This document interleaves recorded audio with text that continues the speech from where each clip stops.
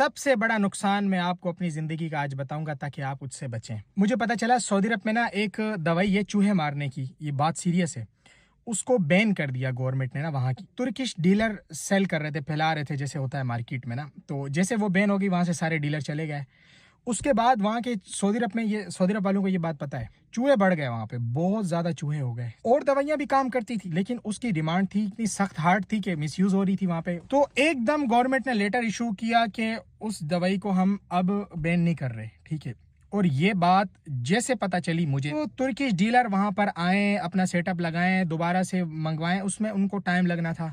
मैंने इस मौके का फायदा उठाया, फौरन मैंने शेखों से रब्ता किया, वहां से मैंने जो लेटर जो होता है अपॉइंटमेंट बिजनेस लेटर होता है वो मंगवाया, वहां से फौरन यहाँ पे मैंने बिजनेस वीजा लगवाया और मैं फौरन पहुंच गया सऊदीया, ठीक है। और मैंने ऑर्डर दिया कि दवाई आप भेजो वहां से, तुर्किश ना भेजे वहां से। यहाँ से एक बंदा भेजा तुर्की, वहां से उसने खरीद के बड़ी क्वांटिटी, मेरे पास अमाउंट नहीं थी, ठीक है।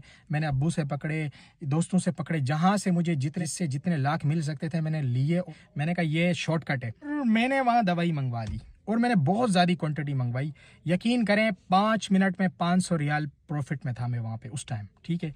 और सारे शॉर्टकट था, मैंने 1 महीने के अंदर पूरा गेम किया। जब तुर्किश डीलर वहां पर पहुंचे, जैसे पहुंचे, और मैं समझ गया कि बस अब मेरा काम खत्म, क्योंकि अब ये अपने रेट पे निकालेंगे।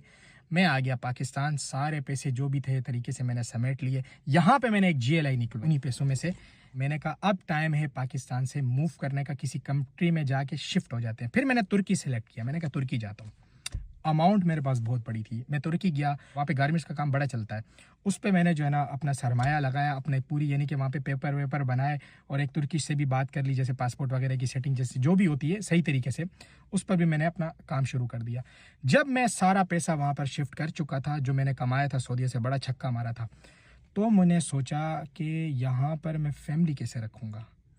ज़ाहिर है फैमिली तो साथ होती है। वहाँ जो मैंने माहौल देखा, यकीन करें यूके में मेरे वालिद साहब ने बचपन में ही मुझे यहाँ भेजा था फैमिली के साथ, कि ये बच्चा अगर यूके में जाएगा इसकी नस्लें तो तबाह हो जाएंगी, मतलब वहाँ के माहौल में ज़ाया हो जाएंगी।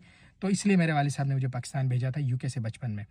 तो फिर वही चीज़ जब मैंने देखी, मैंने कहा यार ये तो मेरी 2 बेटियां भी हैं माशाल्लाह, अल्लाह ने दी है मुझे। मैंने कहा ये तो चलो मैं अपनी बच्चियों को संभाल लूँ, अपने बच्चों को, उनकी नस्लें तो नहीं संभलेंगी।